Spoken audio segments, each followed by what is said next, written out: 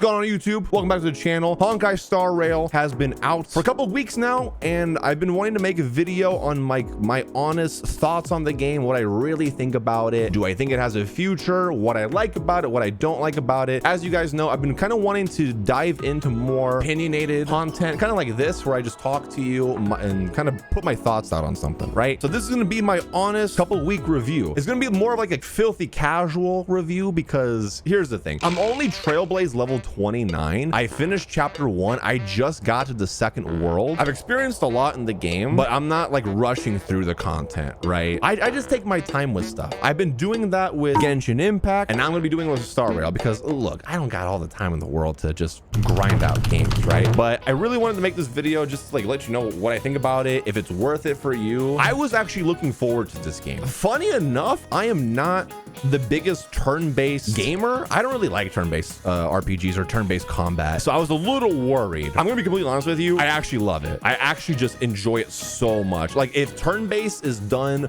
well enough, I will enjoy it. I've been comparing this game a lot to Persona 5 in regards to like the combat system, right? Where it is turn-based, but it's flashy. The animations are freaking amazing. Like, they'll blow your mind, dude. They're so good. I also really like that you have to think while you fight, unless you wail and get like Zila, which I did, and I kind of regret it, but whatever. But the combat actually makes you think, because enemies have weaknesses. Team compositions really do matter, but also in the same time, like, team positioning matters. Like, there's some strategy to it, but it's not overly complicated, but it's not too simple. In my opinion, from what I've seen so far, it's in the middle, which I really like, because it's easy to pick up and maybe hard to master. Now, I know that the combat system is probably the most divisive thing for this game. This game is a free-to-play game. It's free to download, free to play. All that it will cost is your time. So if you're on the fence about it, just download it and try it. Put a couple hours in and see.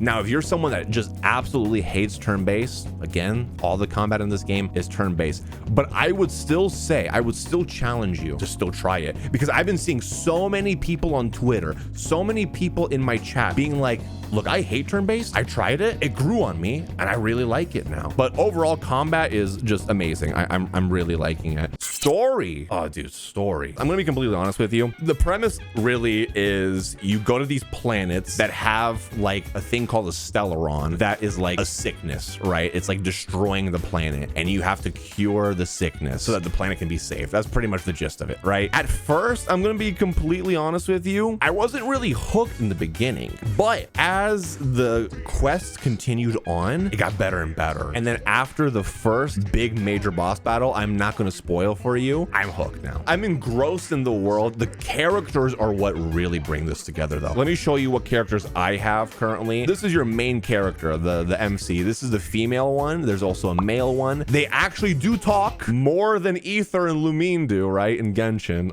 luckily. Not all the time, though. I've got Natasha. She's a healer. She's really good. Her character in the story is awesome. Got Ting Yun, who, if you have Ting Yun, use her. I got lucky. I pulled Ting Yun. I didn't even realize she was good. People were like, you should definitely use her. I used her. She's a staple in my team now, dude. She is so freaking good. I love her. I did whale for Zila. If you didn't check out my video where I spent $400 on Star Rail, go check that out. I'll have it probably like a card pop up or something. Zila is amazing. Like, there's no doubt about it. She is insanely good. I wouldn't whale for her, though. She makes the game so easy. Do yourself the favor. Don't whale unless you want to, unless you can afford it. Honestly, the fun in the combat is seeing what you can do with what you have and making it a little bit more difficult, right? Her character in the story, her backstory is really good. She's like misunderstood. She's so tough, but then she becomes more open with your group, as like, it's so cool. Hoyo does such a great job with its characters. The voice acting is just top tier as well. I'm loving it. Clara is literally an older Klee with a giant robot that protects her. March 7th. Think of March 7th as Paimon. This is Paimon. Love her. She's less annoying than Paimon. I love Paimon too, though. Like, don't get that twisted. I do like Paimon, but off the bat, March 7th is just way less annoying. She is kind of mean, so depending on if you like that or not, if you're into that, for people being mean to you. Adorable. I love her. Don Hong, you will fall in love. You will fall in love with him. He's a soft, quiet boy, but he's strong. Oh, the characters are great, man. If you like the characterization in Genshin, you will like it here as well. Next thing would be like settings. So this game is not open world like Genshin Impact. It's like, think about smaller open worlds, like sub worlds, right? So this is Yarilo 6. Yeah, Eureka 6. First and foremost, look how gorgeous this is, bro. Like, look how gorgeous this is. Something I noticed when I first started playing, it feels more alive than Genshin Impact's towns, right? Like, NPCs all look different. They all have different names. They're having conversations. Here, there are trains that like drive by and honk at you. It's really cool. The open areas are pretty big. And then they have like their own like areas and stuff as too. Like, let me show you right here. You have like corridors and stuff. You got things to like collect and find, and there's like sometimes like there's enemies running around, so then you can just like attack them. Oh crap, you can find chests like that. So it's not open world like Genshin Impact is, but the areas are really cool. I really like them. I actually kind of prefer it to not be open world like Genshin, because to some players open worlds can be kind of overwhelming. It's a little bit linear, but not that linear. It feels like an actual city, an actual town that I'm in, dude. It actually feels lived in, and I love that about this game. So I just hope it gets better and better. I literally just got to the second planet, so I don't want to spoil that. I don't want to spoil that for myself, but I hear that it gets better, so I think it's kind of cool, not gonna lie. Graphically, I mean,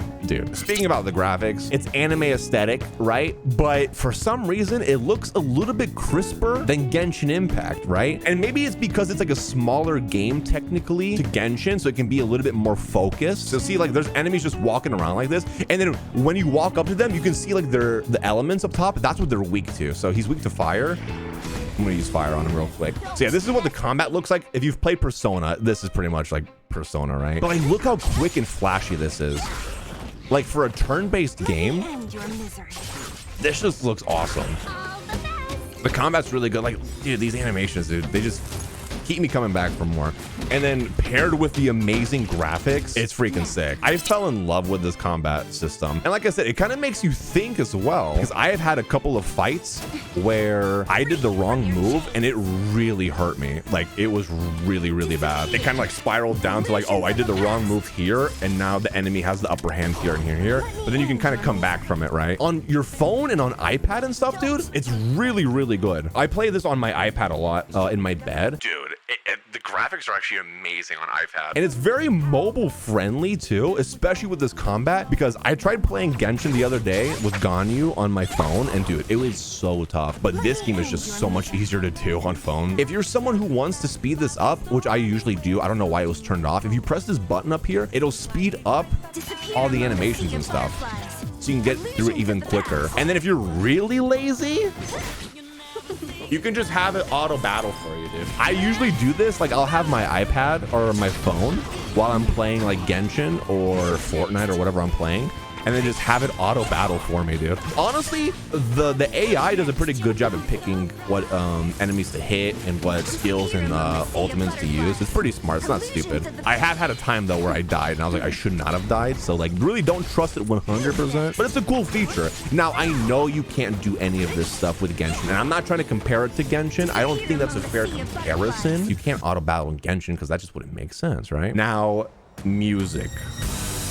Hoyo mix just is god tier, right? All the music in Genshin Impact is amazing. They put so much care into the music. They did the same thing in Star Rail, dude. And like, once you get to the first big boss, I'm not gonna spoil it for you, but bro, that boss fight with that boss battle music was insane. It gave me chills. And then they even engineered it so that whenever you do your ultimate abilities in the chapter 1 fight, music syncs up with your ultimates. I thought it was so sick, dude. Like, I think Hoyo honestly just has blank checks around, and they're just like, oh yeah, we need to hire some musicians, right? Can you just Google the top 10 musicians in the world and just send them this blank check? Tell them to put any number on there, whatever. Not one song is a miss. It is so good. It really brings you into the world too. So yeah, music's awesome. Now, the most important thing I want to talk about is the gacha system. I'm going to be completely honest with you. These are your banners, right? It's literally just Genshin Impact. Same pity, same everything. This is your event banner. This is your light cone banner, which is your weapon banner. Weapons are called light cones. And then your standard banner banner, right? The gacha system is just like Genshin, so I mean, it's all luck based, right? Hey guys, post filming Doro here. I forgot to mention while I was filming this on my stream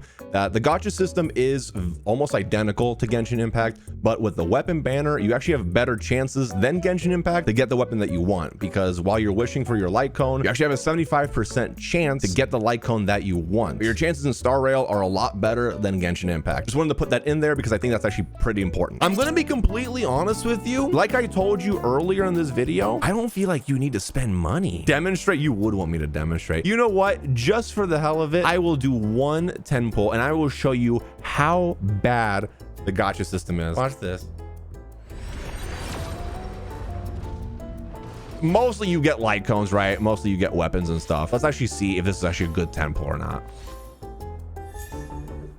It was okay. Hook is okay, I think, in my opinion. The battle pass might be worth it if you play every day and stuff, and you plan to play it every day. And then the Welkin version in this game, yeah. But I think every character that they give you to start, like March, Don Hung, even dude, MC, you're literally your main character is really good. And once you unlock their pyro, spoiler alert, they get pyro, very good. I've been saying this a lot. I feel like every character is good, which allows you to not really need to spend money. All the 4 stars are good. 5 stars are good. Like I was trying to lose my 50-50 to get Bailu because she's like one of the best, if not the best healer in the game, right? Wealth is good, Bronya is good. They're all good. Honestly, you don't even need to spend money for Zila unless you really want to make yourself OP, which I did. Do I regret it? Not really, but like if I want to use a different team and make the game harder, I will. But she definitely makes the game easy. The game gives you a lot of wishes in the beginning, especially if you played at launch a couple weeks ago and then you got all the bonus stuff, right? Dude, they were very generous. And actually, I misspoke. A quick correction to that. No matter when you start playing Honkai Star Rail,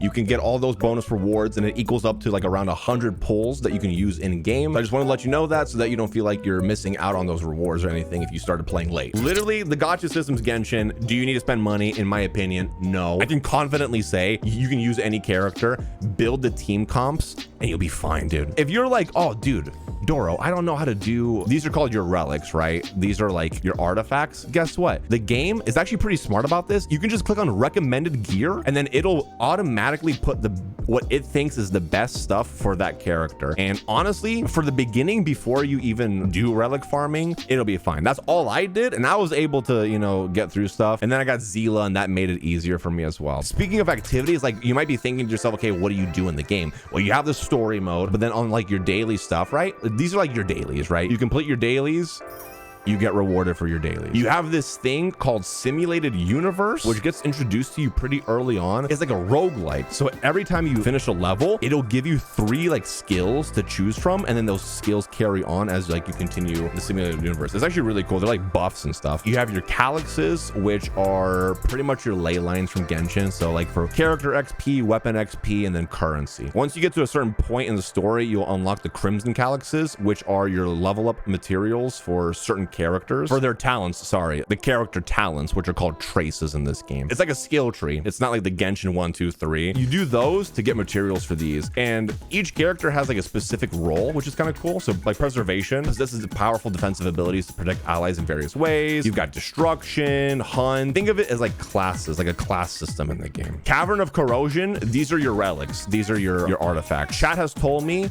to not do these until you're Trailblaze level 40 or like AR 40 pretty much, right? And then that's when you can start really doing those. And you got Echoes of War, which are your weekly bosses that you can farm for some light cones and specific trace materials and stuff as well. So these are important. Definitely do those as well. And then you got Forgotten Hall. This is like your Spiral Abyss. But yeah, overall, my honest opinion on the game, I really love it. I was really looking forward to it, and it was everything that I wanted it to be and then some. And I'm very excited to continue playing it.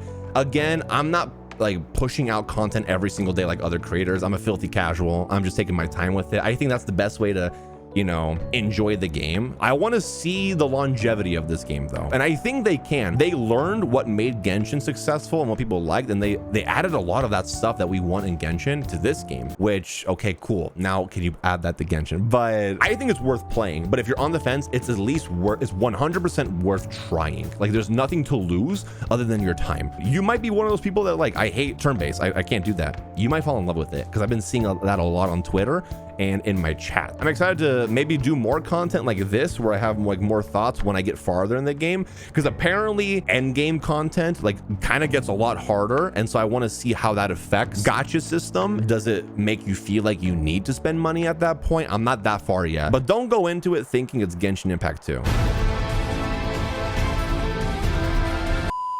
It's two different games. Don't compare them. It's not a fair comparison. So let me know in the comments down below if you're watching this on YouTube, what you're thinking about Honkai Star Rail so far, and what would you rate it from 0 to 10, like your initial like first few weeks. What would you give it? Are you playing it every day? Are you enjoying it? Do you see yourself continuing to play it? And yeah, I hope you enjoyed it. This is like my first time making a video like this where I'm just kind of like talking about my thoughts. So I hope you guys like that kind of content. Let me know if you guys want more content like that as well. I'm trying new things. So yeah, thanks for watching. I appreciate you.